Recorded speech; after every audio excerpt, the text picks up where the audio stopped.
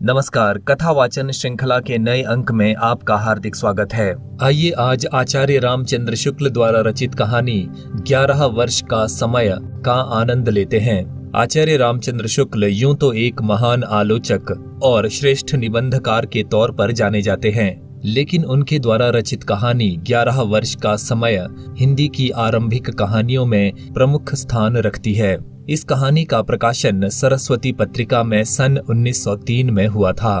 इस कहानी में नायक और नायिका का बचपन में बिछुड़ना और बड़ी विचित्र परिस्थितियों में युवावस्था में फिर से मिलना दर्शाया गया है। आइए मूल कहानी का आनंद लेते हैं। दिन भर बैठे बैठे मेरे सिर में पीड़ा उत्पन्न हुई। मैं अपने स्थान से उठा और अपने एक नए एकांतवासी मित्र के यहाँ मैंने जाना विचारा। जाकर मैंने देखा तो वे ध्यान मग्न सिर नीचा किए हुए कुछ सोच रहे थे। मुझे देखकर कुछ आश्चर्य नहीं हुआ, क्योंकि ये कोई नई बात नहीं थी। उन्हें थोड़े ही दिन पूरब से इस देश में आए हुआ है। नगर में उनकी मेरे सिवा और किसी से विशेष जान पहचान नहीं है, और ना वह विशेषतः किसी से मिलते जुलते ही हैं। केवल मुझसे, मेरे भाग्य से वे मित्र भाव रखते थे। उदास तो वे हर समय रहा करते हैं। कई बेर उनसे मैंने इस उदासीनता का कारण पूछा भी, किंतु मैंने देखा कि उसके प्रकट करने में उन्हें एक प्रकार का दुख सा होता है। इसी कारण मैं विशेष पूछताछ नहीं करता। मैंने पास जाकर कहा, मित्र, आज तुम बहुत उदास जान पड़ते हो, चलो थोड़ी देर तक घूम आवें, चित्त बहल जाएगा। वे तुरंत खड़े हो गए और कहा, चलो मित्र, मेरा भी यही जी चाहता है। मैं तो तुम्हारे यहाँ आने वाला था। हम दोनों उठे और नगर से पूर्व की ओर का मार्ग लिया। बाग के दोनों ओर की कृषि संपन्न भूमि की शोभा का अनुभव करते और हरियाली के विस्तृत राज्य का अवलोकन करते हम लोग चले। दिन का अधिकांश अभिशेष था, इसमें चित्त को स्थिरता थी। पावस की जरावस्था थी, इससे ऊपर से भी किसी प्रकार के अत्याचार की संभावना न थी। प्रस्तुत ऋतु की प्रशंसा भी हम दोनों बीच बीच में करते जाते थे। आहा, ऋतुओं में उदारता का अभिमान यही कर सकता है। दीन कृषकों को अन्नदान और सूर्यातप पृथ्वी को वस्त्रदान देकर यश का भागी यही होता है। इसे तो कवियों की काउंसिल से राय बहादुर की उपाधि मिलनी चाहिए। यद्यपि पावस की युवावस्था का समय नहीं है, किंतु उसके यश की ध्वजा फहरा रही है। स्थान स्थान पर प्रसन्न सलिल पूर्ण ताल यद्यपि उसकी पूर्व उदारता का परिचय दे रहे हैं। एतादृश भावों की उलझन में पड़कर हम लोगों का ध्यान मार्ग की शुद्धता की ओर न रहा। हम लोग नगर से बहुत दूर निकल गए। देखा तो शनह शनह भूमि में परिवर्तन लक्षित होने लगा। अरुणता मिश्रित पहाड़ी, रेतीली भूमि, जंगली बेर मकोए की छोटी छोटी कंटकमय झाड़ियां दृष्टि के अंतर्गत होने लगी। अब हम लोगों को जान पड़ा कि हम दक्षिण की ओर झुके जा रहे हैं।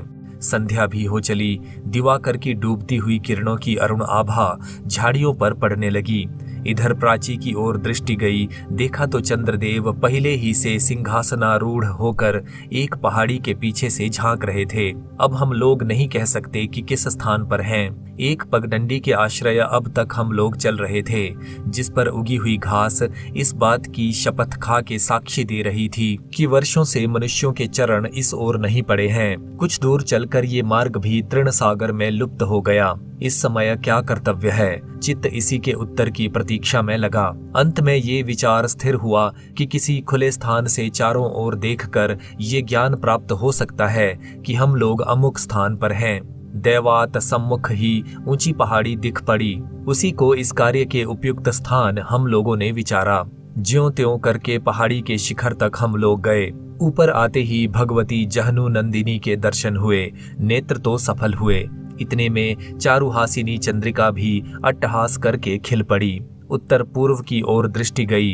विचित्र दृश्य सम्मुख उपस्थित हुआ। जाह्नवी के तट से कुछ अंतर पर नीचे मैदान में बहुत दूर गिरे हुए मकानों के ढेर स्वच्छ चंद्रिका में स्पष्ट रूप से दिखाई दिए। मैं सहसा चौंक पड़ा और ये शब्द मेरे मुख से निकल पड़े, क्या ये वही खंडहर हैं जिसके विषय में यहाँ अनेक दंत कथाएं प्रचलित हैं? चारों ओर दृष्टि उठाकर देखने से पूर्ण रूप से निश्चय हो गया कि हो न हो ये वही स्थान है जिसके संबंध में मैंने बहुत कुछ सुना है। मेरे मित्र मेरी ओर ताकने लगे। मैंने संक्षेप में उस खंडहर के विषय में जो कुछ सुना था उनसे कह सुनाया। हम लोगों के चित्त में कौतूहल की उत्पत्ति हुई। उसको निकट से देखने की प्रबल इच्छा ने मार्ग ज्ञान की व्यग्रता को हृदय से बहिर्गत कर दिया। उत्तर की ओर उतरना बड़ा दुष्कर प्रतीत हुआ, क्योंकि जंगली वृक्षों और कंटकमय झाड़ियों से पहाड़ी का वो भाग आच्छादित था। पूर्व की ओर से हम लोग सुगमता पूर्वक नीचे उतरे। यहाँ से खंडहर लगभग 1.5 मील प्रतीत होता था। हम लोगों ने पैरों को उसी ओर मोड़ा। मार्ग में घुटनों तक उगी हुई घास पग पग पर बाधा उपस्थित करने लगी, किंतु अधिक विलंब तक ये कष्ट हम लोगों को भोगना न पड़ा, क्योंकि आगे चलकर फूटे हुए खपड़ैलों की सिटकियां मिलने लगीं। इधर उधर गिरी हुई दीवारें और मिट्टी के ढूह प्रत्यक्ष होने लगे। हम लोगों ने जाना कि अब यहीं से खंडहर का आरंभ हुआ है। दीवारों की मिट्टी से स्थान क्रमशः ऊंचा होता जाता था, जिस पर से होकर हम लोग निर्भय जा रहे थे।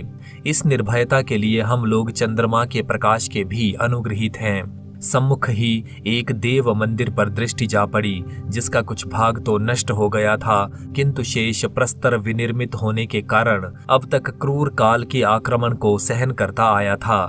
मंदिर का द्वार ज्यों का त्यों खड़ा था, किवाड़ सड़ गए थे। भीतर भगवान भवानीपति बैठे निर्जन कैलाश का आनंद ले रहे थे।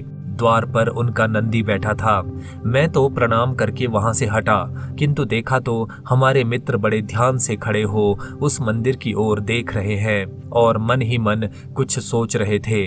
मैंने मार्ग में भी कई बेर लक्ष्य किया था कि वे कभी कभी ठिठक जाते और किसी वस्तु को बड़ी स्थिर दृष्टि से देखने लगते। मैं खड़ा हो गया और पुकार कर मैंने कहा, कहो मित्र, क्या है, क्या देख रहे हो? मेरी बोली सुनते ही वे झट मेरे पास दौड़ आए और कहा, कुछ नहीं, यूं ही मंदिर देखने लग गया था। मैंने फिर तो कुछ न पूछा, किंतु अपने मित्र के मुख की ओर देखता जाता था, जिस पर कि विस्मय युक्त एक अद्भुत भाव लक्षित होता था। इस समय खंडहर के मध्य भाग में हम लोग खड़े थे। मेरा हृदय इस स्थान को इस अवस्था में देख विदीर्ण होने लगा। प्रत्येक वस्तु से उदासी बरस रही थी। इस संसार की अनित्यता की सूचना मिल रही थी। इस करुणोत्पादक दृश्य का प्रभाव मेरे हृदय पर किस सीमा तक हुआ, शब्दों द्वारा अनुभव करना असंभव है। कहीं सड़े हुए किवाड़ भूमि पर पड़े प्रचंड काल को साष्टांग दंडवत कर रहे हैं। जिन घरों में किसी अपरिचित की परछाई पड़ने से कुल की मर्यादा भंग होती थी, वे भीतर से बाहर तक खुले पड़े हैं। रंग बिरंगी चूड़ियों के टुकड़े इधर उधर पड़े काल की महिमा गा रहे हैं। मैंने इनमें से एक को हाथ में उठाया। उठाते ही ये प्रश्न उत्पन्न हुआ कि वे कोमल हाथ कहाँ हैं जो इन्हें धारण करते थे। हाँ, यही स्थान किसी समय नर नारियों के आमोद प्रमोद से पूर्ण रहा होगा और बालकों के कल्लोल की ध्वनि चारों ओर से आती रही होगी। वही आज कराल काल के कठोर दांतों के तले पिसकर चकनाचूर हो गया है।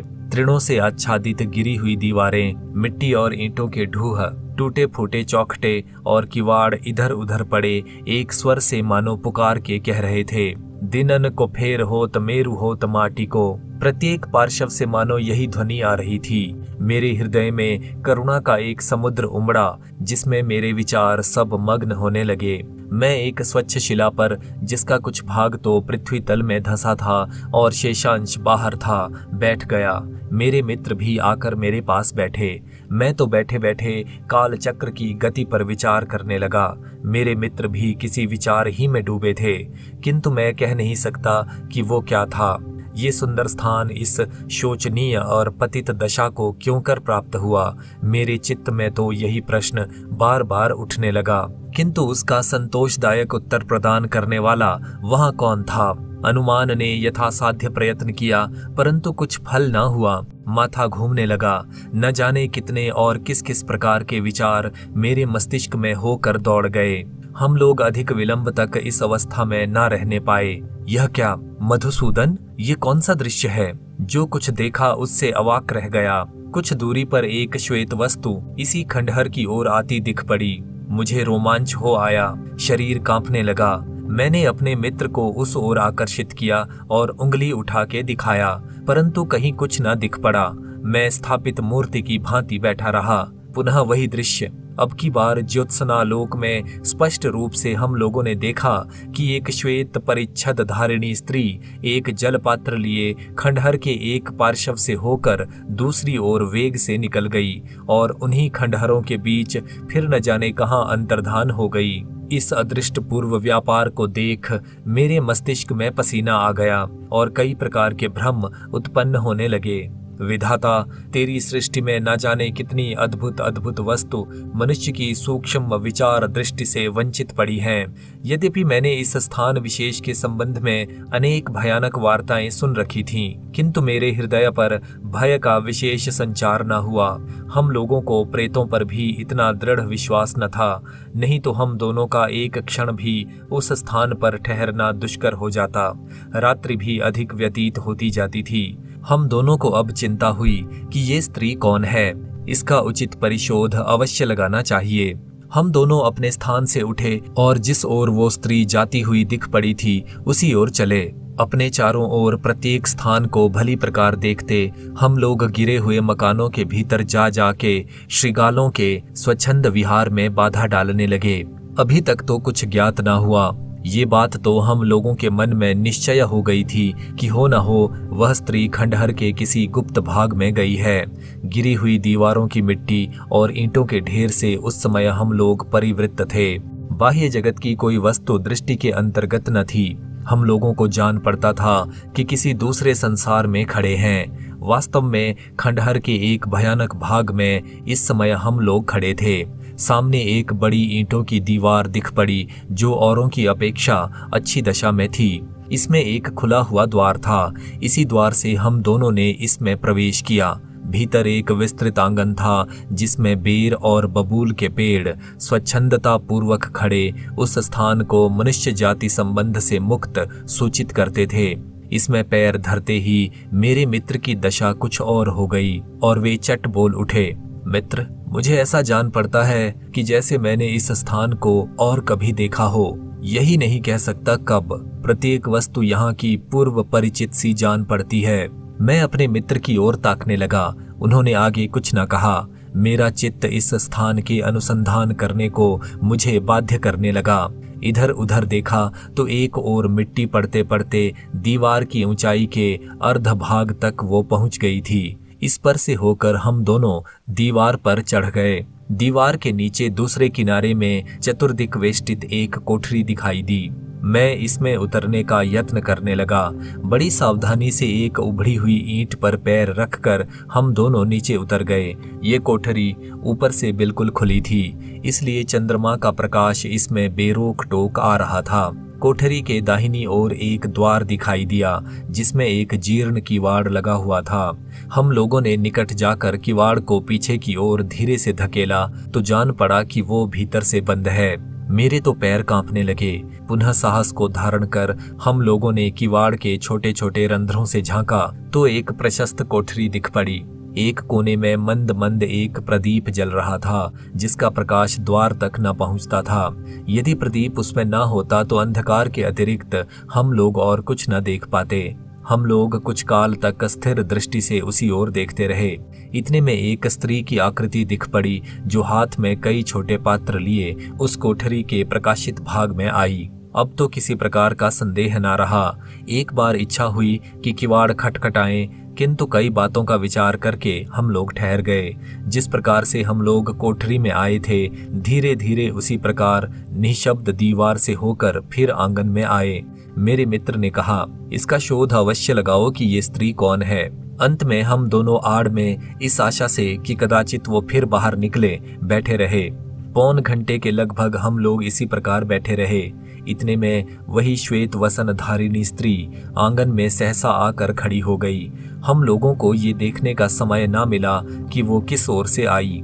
उसका अपूर्व सौंदर्य देखकर हम लोग स्तंभित व चकित रह गए। चंद्रिका में उसके सर्वांग की सुंदरता स्पष्ट जान पड़ती थी। गौर वर्ण, शरीर किंचित क्षीण और आभूषणों से सर्वथा रहित, मुख उसका यद्यपि उस पर उदासीनता और शोक का स्थायी निवास लक्षित होता था, एक अलौकिक प्रशांत कांति से देदीप्यमान हो रहा था। सौम्यता उसके अंग अंग से प्रदर्शित होती थी। वो साक्षात देवी जान पड़ती थी। कुछ काल तक किंग कर्तव्य विमूढ़ होकर स्तब्ध लोचनों से उसी ओर हम लोग देखते रहे। अंत में हमने अपने को संभाला और इसी अवसर को अपने कार्योपयुक्त विचारा। हम लोग अपने स्थान पर से उठे और तुरंत उस देवी रूपिणी के सम्मुख हुए। वो देखते ही वेग से पीछे हटी। मेरे मित्र ने गिड़गिड़ा के कहा, देवी ढिठाई क्षमा करो, मेरे भ्रमों का निवारण करो। वो स्त्री क्षण भर तक चुप रही, फिर स्निग्ध और गंभीर स्वर से बोली, तुम कौन हो और क्यों मुझे व्यर्थ कष्ट देते हो? इसका उत्तर ही क्या था? मेरे मित्र ने फिर विनीत भाव से कहा, देवी मुझे बड़ा कौतूहल है, दया करके यहाँ का सब रहस्य कहो। इस पर उसने उदास स्वर से कहा, तुम हमारा परिचय लेके क्या करोगे? इतना जान लो कि मेरे समान अभागिनी इस समय इस पृथ्वी मंडल में कोई नहीं है। मेरे मित्र से ना रहा गया। हाथ जोड़कर उन्होंने फिर निवेदन किया, देवी अपने वृत्तांत से मुझे परिचित करो। इसी हेतु हम लोगों ने इतना साहस किया है। मैं भी तुम्हारे ही समान दुखिया हूँ। मेरा इस संसार में कोई नहीं है। मैं अपने मित्र का ये भाव देखकर चकित रह गया। स्त्री ने करुण स्वर में कहा, तुम मेरे नेत्रों के सम्मुख भूला भुलाया मेरा दुख फिर उपस्थित करने का आग्रह कर रहे हो। अच्छा बैठो। मेरे मित्र निकट के एक पत्थर पर बैठ गए। मैं भी उन्हीं के पास जा बैठा। कुछ काल तक सब लोग चुप रहे। अंत में वो स्त्री बोली, इसके प्रथम कि मैं अपने वृत्तांत से तुम्हें परिचित करूं, तुम्हें शपथ पूर्वक ये प्रतिज्ञा करनी होगी कि तुम्हारे सिवा ये रहस्य संसार में और किसी के कानों तक ना पहुंचे, नहीं तो इस स्थान पर रहना दुष्कर हो जाएगा और आत्महत्या ही मेरे लिए एकमात्र उपाय शेष रह जाएगा। हम लोगों के नेत्र गीले हो आए। मेरे मित्र ने कहा, देवी मुझसे तुम किसी प्रकार का भय न करो, ईश्वर मेरा साक्षी है। स्त्री ने तब इस प्रकार कहना आरंभ किया, ये खंडहर जो तुम देखते हो आज से 11 वर्ष पूर्व एक सुंदर ग्राम था।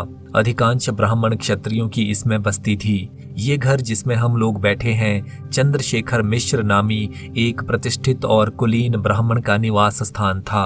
घर में उनकी स्त्री और एक पुत्र था। एक पुत्र के सिवा उन्हें और कोई संतान न थी। आज 11 वर्ष हुए कि मेरा विवाह इसी चंद्रशेखर मिश्र के पुत्र के साथ हुआ था। इतना सुनते ही मेरे मित्र सहसा चौंक पड़े। हे परमेश्वर, ये सब स्वप्न है या प्रत्यक्ष? ये शब्द उनके मुख से निकले ही थे कि उनकी दशा विचित्र हो गई। उन्होंने अपने को बहुत संभाला और फिर संभल कर बैठे। वो स्त्री उनका ये भाव देखकर विस्मित हुई और उसने पूछा, क्यों, क्या है? मेरे मित्र ने विनीत भाव से उत्तर दिया, कुछ नहीं, यूं ही मुझे एक बात का स्मरण आया, कृपा करके आगे कहो। स्त्री ने फिर कहना आरंभ किया, मेरे पिता का घर काशी में किसी मोहल्ले में था। विवाह के 1 वर्ष पश्चात ही इस ग्राम में एक भयानक दुर्घटना उपस्थित हुई। यहीं से मेरे दुर्दमनीय दुख का जन्म हुआ। संध्या को सब ग्रामीण अपने अपने कार्य से निश्चिंत होकर अपने अपने घरों को लौटे। बालकों का कोलाहल बंद हुआ। निद्रा देवी ने ग्रामीणों के चिंता शून्य हृदयों में अपना डेरा जमाया। आधी रात से अधिक बीत चुकी थी। कुत्ते भी थोड़ी देर तक भौंक कर अंत में चुप हो रहे थे। प्रकृति निस्तब्ध हुई। सहसा ग्राम में कोलाहल मचा और धमाके के कई शब्द हुए। लोग आंखें मींचते उठे।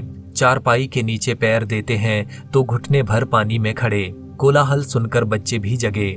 एक दूसरे का नाम ले लेकर लोग चिल्लाने लगे।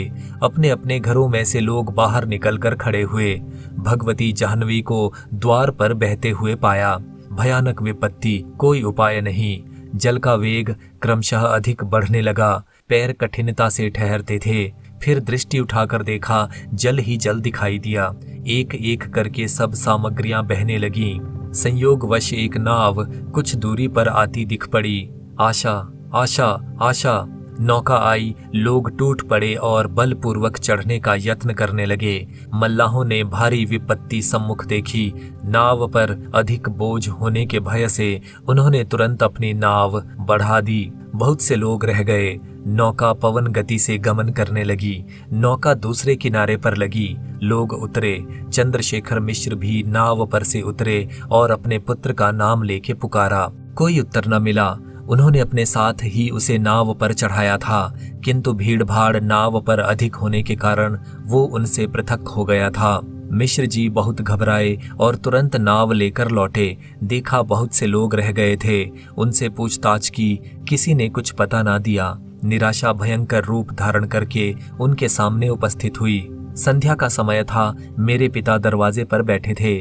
सहसा मिश्र जी घबराए हुए आते दिख पड़े। उन्होंने आकर आद्योपांत पूर्वोल्लिखित घटना कह सुनाई और तुरंत उन्मत्त की भांति वहां से चल दिए। लोग पुकारते ही रह गए। वे एक क्षण भी वहां न ठहरे। तब से फिर कभी वे दिखाई न दिए। ईश्वर जाने वे कहाँ गए। मेरे पिता भी दत्तचित्त होकर अनुसंधान करने लगे। उन्होंने सुना कि ग्राम के बहुत से लोग नाव पर चढ़ चढ़कर इधर उधर भाग गए हैं, इसलिए उन्हें आशा थी। इस प्रकार ढूंढते ढूंढते कई मास व्यतीत हो गए। अब तक वे समाचार की प्रतीक्षा में थे और उन्हें आशा थी, किंतु अब उन्हें चिंता हुई। चंद्रशेखर मिश्र का भी तब से कहीं कुछ समाचार न मिला। जहां जहां मिश्र जी का संबंध था, मेरे पिता स्वयं गए, किंतु चारों ओर से निराश लौटे। किसी का कुछ अनुसंधान न लगा। 1 वर्ष बीता, 2 वर्ष बीते, तीसरा वर्ष आरंभ हुआ। पिता बहुत इधर उधर दौड़े, अंत में ईश्वर और भाग्य के ऊपर छोड़कर बैठ रहे। तीसरा वर्ष भी व्यतीत हो गया। मेरी अवस्था उस समय 14 वर्ष की हो चुकी थी। तब तक तो मैं निर्बोध बालिका थी। अब क्रमशः मुझे अपनी वास्तविक दशा का ज्ञान होने लगा। मेरा समय भी अहर्निश इसी चिंता में अब व्यतीत होने लगा। शरीर दिन पर दिन क्षीण होने लगा। मेरे देवतुल्य पिता ने ये बात जानी। वे सदा मेरे दुख भुलाने का यत्न करते रहते थे। अपने पास बैठाकर रामायण आदि की कथा सुनाया करते थे। पिता अब वृद्ध होने लगे। दिवारात्रि की चिंता ने उन्हें और भी वृद्ध बना दिया। घर के समस्त कार्य संपादन का भार मेरे बड़े भाई के ऊपर पड़ा। उनकी स्त्री का स्वभाव बड़ा क्रूर था। कुछ दिन तक तो किसी प्रकार चला। अंत में वो मुझसे डाह करने लगी और कष्ट देना प्रारंभ किया।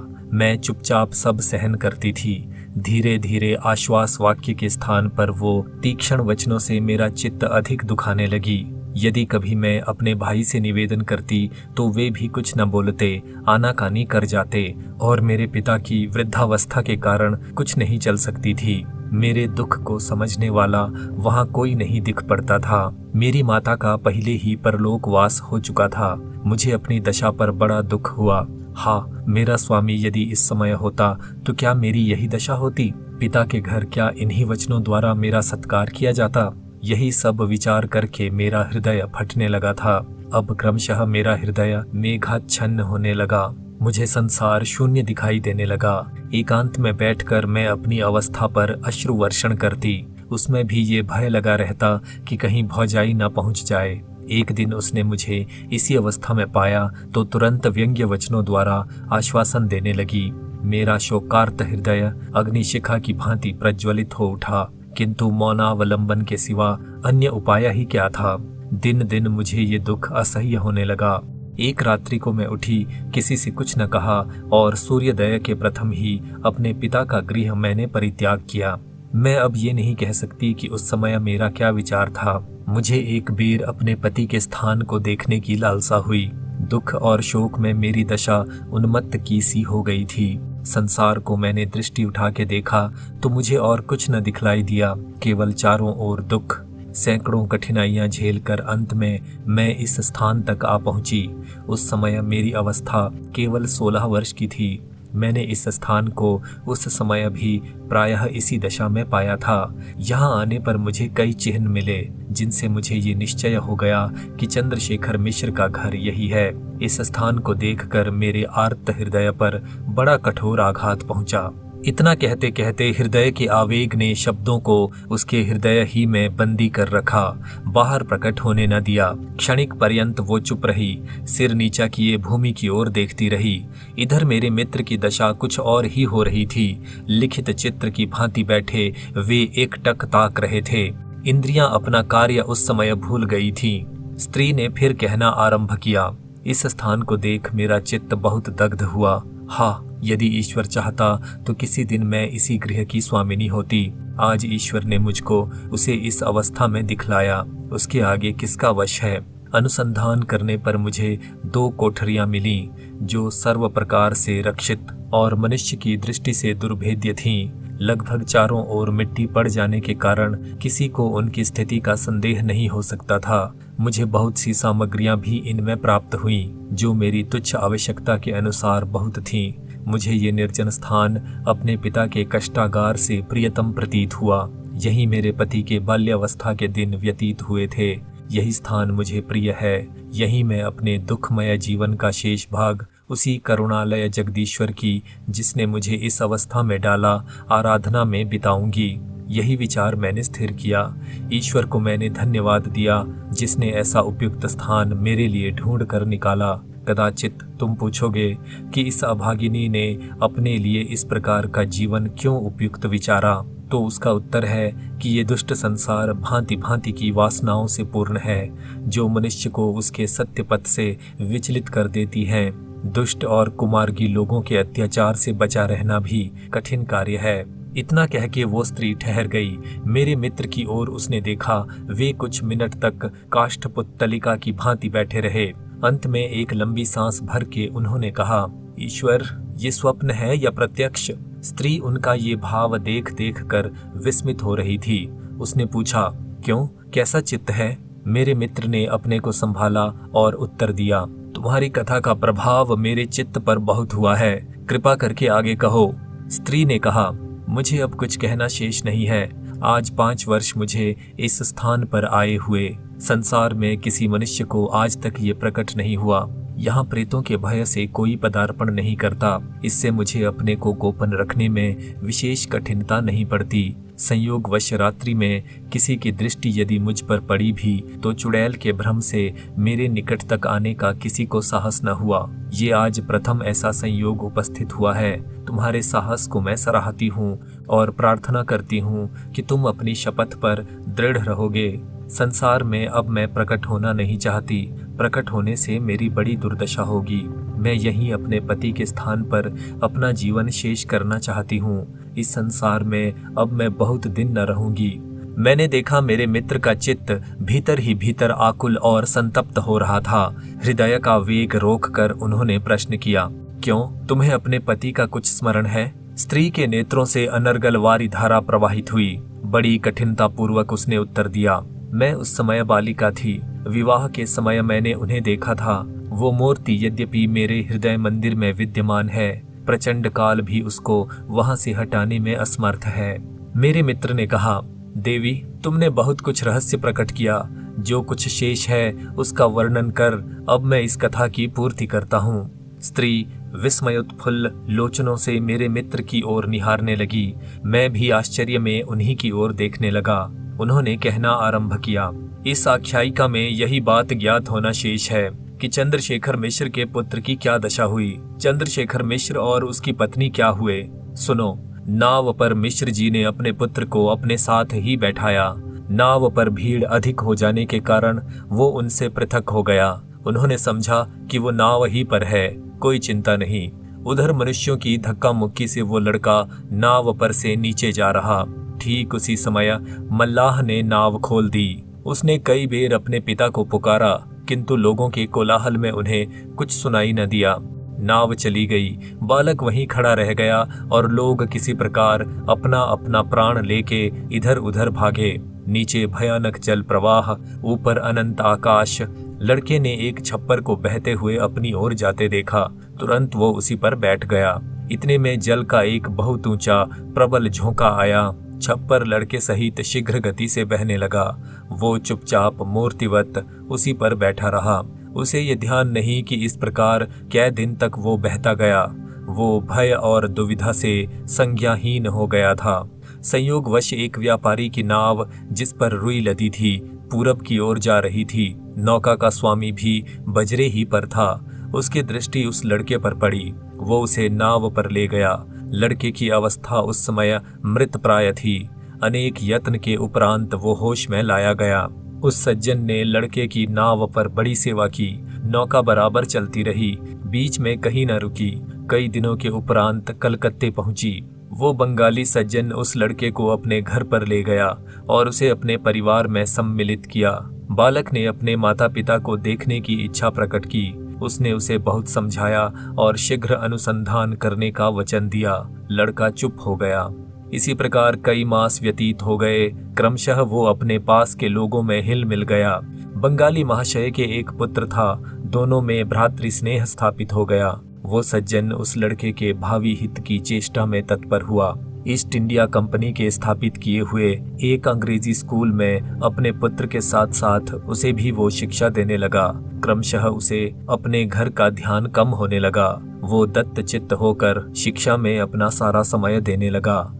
इसी बीच कई वर्ष व्यतीत हो गए। उसके चित्त में अब अन्य प्रकार के विचारों ने निवास किया। अब पूर्व परिचित लोगों के ध्यान के लिए उसके मन में कम स्थान शेष रहा। मनुष्य का स्वभाव ही इस प्रकार का है। 9 वर्ष का समय निकल गया। इसी बीच में एक बड़ी चित्ताकर्षक घटना उपस्थित हुई। बंगदेशी सज्जन के उस पुत्र का विवाह हुआ। चंद्रशेखर का पुत्र भी उस समय वहां उपस्थित था।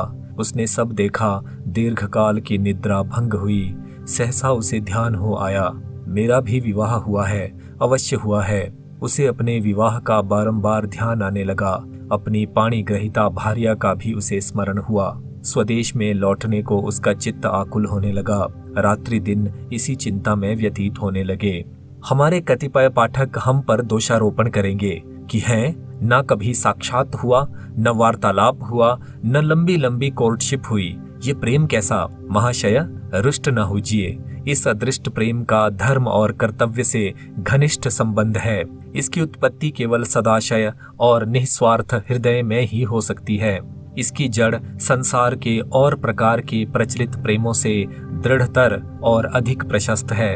आपको संतुष्ट करने को मैं इतना और कह देता हूँ कि इंग्लैंड के भूतपूर्व प्रधानमंत्री लॉर्ड बेकन्सफील्ड का भी यही मत था।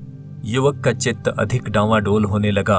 एक दिन उसने उस देवतुल्य सज्जन पुरुष से अपने चित्त की अवस्था प्रकट की और बहुत विनय के साथ विदा मांगी। आज्ञा पाकर उसने स्वदेश की ओर यात्रा की। देश में आने पर उसे विदित हुआ कि ग्राम में अब कोई नहीं है। उसने लोगों से अपने माता पिता के विषय में पूछताछ की। कुछ थोड़े दिन हुए वे दोनों इस नगर में थे और अब वे तीर्थ स्थानों में देशाटन कर रहे हैं। वो अपनी धर्म पत्नी के दर्शनों की अभिलाषा से सीधे काशी गया। वहां तुम्हारे पिता के घर का वो अनुसंधान करने लगा। बहुत दिनों के पश्चात तुम्हारे ज्येष्ठ भ्राता से उसका साक्षात हुआ, जिससे तुम्हारे संसार से सहसा लोप हो जाने की बात ज्ञात हुई। वो निराश होकर संसार में घूमने लगा। इतना कहकर मेरे मित्र चुप हो रहे। इधर शेष भाग सुनने को हम लोगों का चित्त ऊब रहा था। आश्चर्य से उन्हीं की ओर हम ताक रहे थे। उन्होंने फिर उस स्त्री की ओर देखकर कहा, कदाचित तुम पूछोगी कि इस समय अब वो कहाँ है। ये वही अभागा मनुष्य तुम्हारे सम्मुख बैठा है। हम दोनों के शरीर में बिजली सी दौड़ गई। वो स्त्री भूमि पर गिरने लगी। मेरे मित्र ने दौड़कर उसको संभाला। वो किसी प्रकार उन्हीं के सहारे बैठी। कुछ क्षण के उपरांत उसने बहुत धीमे स्वर से मेरे मित्र से कहा, अपना हाथ दिखाओ। उन्होंने चट अपना हाथ फैला दिया, जिस पर एक काला तिल दिखाई दिया। स्त्री कुछ काल तक उसी की ओर देखती रही, फिर मुंह ढांपकर सिर नीचा करके बैठी रही। लज्जा का प्रवेश हुआ, क्योंकि ये एक हिंदू रमणी का उसके पति के साथ प्रथम संयोग था। आज इतने दिनों के उपरांत मेरे मित्र का गुप्त रहस्य प्रकाशित हुआ। उस रात्रि को मैं अपने मित्र का खंडहर में अतिथि रहा। सवेरा होते ही हम सब लोग प्रसन्न चित्त नगर में आए।